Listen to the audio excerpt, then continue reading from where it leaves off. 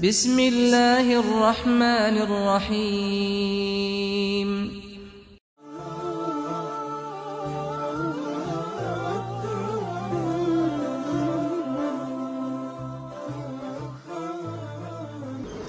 نبی کریم صلی اللہ علیہ وسلم نے ارشاد فرمایا، جو بندہ فرض نمازوں کے علاوہ سنتوں کو ادا کرتا ہے، یاد رکھیے یہ بات بھی ایک سمجھ لیجئے، ہمارے بعض بھائی ادھر سلام پھیرا ادھر اٹھ کے چلے جاتے ہیں، ٹھیک ہے جانا جائز ہے، کوئی ایمرجنسی ہو سکتی ہے، کوئی کام ہو سکتا ہے، لیکن اصل اصول کیا ہے؟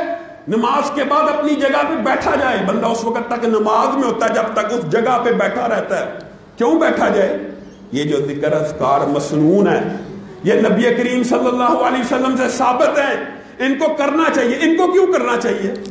ذکر اذکار کی تو قرآن پاک میں ایک مرتبہ آگے بھی آپ کے سامنے میں یہ بات رکھ چکا ہوں کہ دو نفلی عبادات کلام حمید میں ایسی ہیں، نفلی عبادات، ویسے تو ساری کی ساری سختی اور وعید فرضی عبادات کو چھوڑنے پہ ہے، لیکن دو نفلی عبادات بھی ایسی ہیں جو اللہ کو اتنی پسند اور محبوب ہیں، اگر ان کو نوافل میں بھی چھوڑ دیا جائے تو اللہ رب العزت پسند نہیں کرتا۔ نقیض لہ شیطانا، اللہ رب العزت ومن یعش عن ذکر الرحمن، اللہ کہہ رہا ہے جو اللہ رب العزت کا ذکر چھوڑ دیتا ہے نا، اللہ کے ذکر سے اعراض کرتا ہے، اللہ تعالیٰ اس کے اوپر ایک شیطان مسلط کر دیتا ہے جو اس کا ساتھی ہو جاتا ہے۔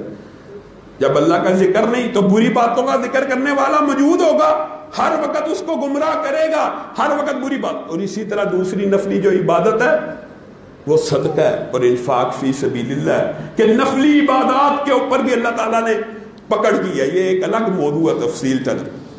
تو نبی کریم صلی اللہ علیہ وسلم جو سنتوں کے ادا کرنے کا کہہ رہے ہیں وہ اس کی وجہ کیا ہے؟ ہوتا کیا ہے؟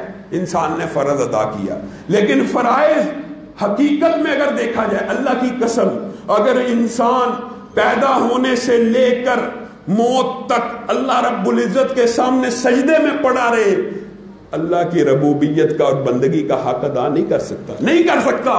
اللہ رب العزت نے جو اجزاء صرف جسم کے اندر جو آزاد یہ انسان ان کا شکر بھی ادا نہیں کر سکتا۔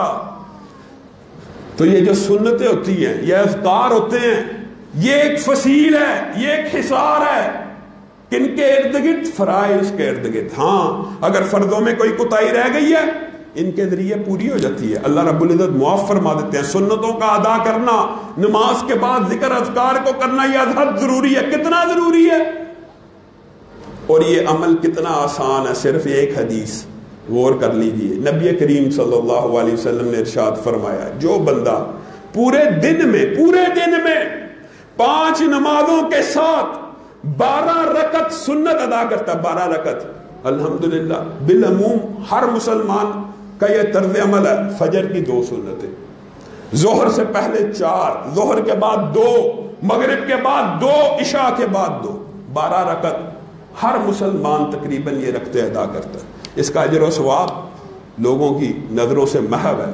نبی کریم صلی اللہ علیہ وسلم نے ارشاد فرمایا، جو بندہ 12 رکعتیں فرائض کے علاوہ ادا کرتا ہے، اس کو سنن رواتب بھی کہا گیا ہے، یہ سنتیں ادا کرتا ہے، کتنی عظیم خوشخبری ہے۔ ایک دن ادا کی، صرف ایک دن ادا کی تو اللہ رب العزت اس ایک دن کی ادائیگی کے بدلے میں جنت میں اس کے لیے ایک محل تیار کر دیتے۔ جو بندہ ہر روز پڑھتا ہو اس کا اجر و ثواب کیا ہوگا خود آپ اندازہ کر لیں۔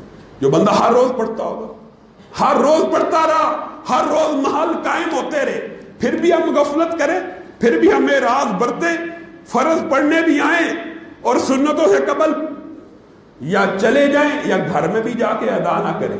اس طرز عمل کو چھوڑنا چاہیے، جنت میں اپنے محلات کی تعداد کو بڑھانا چاہیے۔ وہ جنت جس کے بارے میں آپ کے سامنے رکھا، 1 گز کی قیمت پوری دنیا کا خزانہ ادا نہیں کر سکتا، 1 گز تو دور کی بات، 1 کمان کی قیمت پوری دنیا کا خزانہ ادا نہیں کر سکتا، اور 1 کمان تو بہت دور کی بات، 1 ناخن برابر جگہ کی قیمت پوری دنیا کا خزانہ مل کے نہیں کر سکتا۔ اس جنت میں محلات قائم ہوتے ہیں صرف چھوٹے چھوٹے اعمال کی وجہ سے۔